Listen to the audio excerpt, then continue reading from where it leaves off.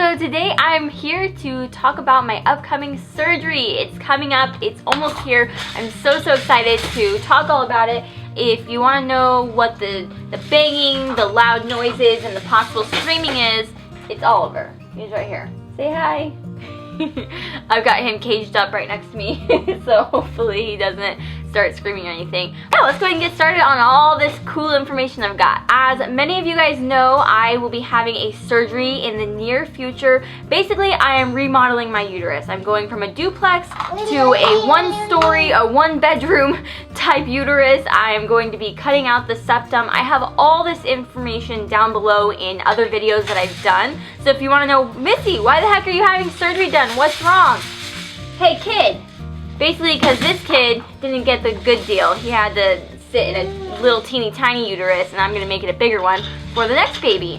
And I actually had a big appointment yesterday, and they did a nice rundown of everything that's going to happen. And so I'm going to kind of take you through my pre-op appointment and talk about all that went down. The surgery that I am actually having done is called a hysteroscopy. Basically, it's where they go up through the uterus, or I guess you could say through the vagina, and they're going to basically go through my cervix and cut out this piece of like thing that is like a septum, and it's causing this little barrier in my uterus. I had to describe it. I was like, how big is this thing? He said it's about this big, but this much. He said it's actually a quite large septum. Once I remove this, it could actually make it so that I am no longer high risk. And so we talked all about the risks that are involved with this surgery. There is always risks of, bleeding, which it's very slight bleeding, especially depending on the type of septum that I have. And he believes that the septum that I have shouldn't cause too much bleeding.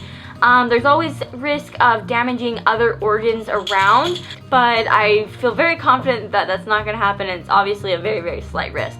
Obviously, there's always risk in anesthesia because I will be put under, which is scary. I mean, I don't think anyone likes to be put under anesthesia. It's kind of that scary moment, especially right as they do it. They're like knocking you out. Definitely really nerve-wracking, but it has to be done. The night before is when it kind of is going to start to begin. I cannot eat past midnight. Surgery isn't till 1 p.m. the next afternoon, so I'm going to be starving. I have to be at the hospital by 11 a.m. and my surgery will take up to 2 hours, give or take, depending on, everything. And then it can take up to 2 hours after that to go through recovery. The night before my surgery as well, Dude, let me talk. The night before as well, I will be having to insert a small pill, and it goes all the way up past my cervix, and basically what that does is it'll sit on my cervix, and it's going to help soften my cervix as well as dilate them. That way when they go in there, it'll be easy to push it aside, open it up so they can do their work. Once I am done with the surgery, I will have a couple hours in recovery. Basically, I'll have to be able to drink something, walk a little bit, and I have to be able to pee. So hopefully that won't take too long. It is outpatient, which is really cool. I don't have to spend any time in the hospital. When I leave, I will be leaving with a small catheter. First, when I was thinking about this catheter, I thought, oh, this is gonna be terrible. It has to sit inside me for a week.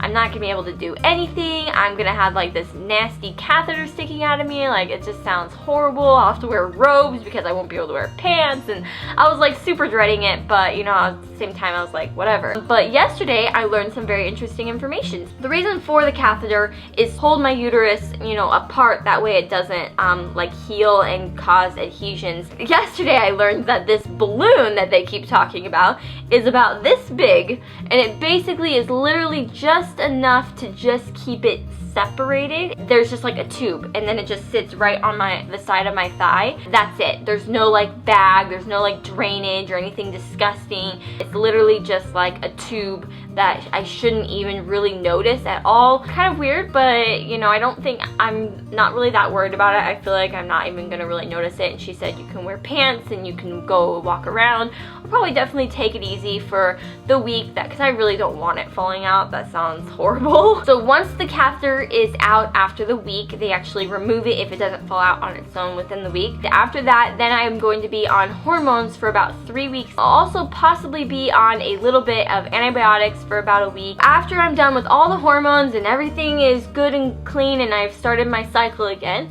then I will go back in and I will have another SIS ultrasound. I actually had one of these about a year ago, right after I gave birth with Oliver, and basically what it does is they insert saline into my uterus and basically kind of like push it up almost like a pregnancy, and then they look at it again. They kind of make sure that the septum is gone, they make sure that there's no other adhesions or things that they need to fix before I, end up doing another pregnancy, and they just, check it, make sure everything's good, which I'm really happy about because I feel like some doctors don't do that. They don't go in for that second look. I'm really excited that between like 4 to 6 weeks after my surgery, he's gonna look it over one more time, make sure it's good. When I go home for my surgery, they will actually send me home with before and after pictures of my uterus. So I should be able to see what it looked like before with the septum, and I should be able to see what it looks like now without the septum. And if you're wondering, Missy, when are you having this surgery?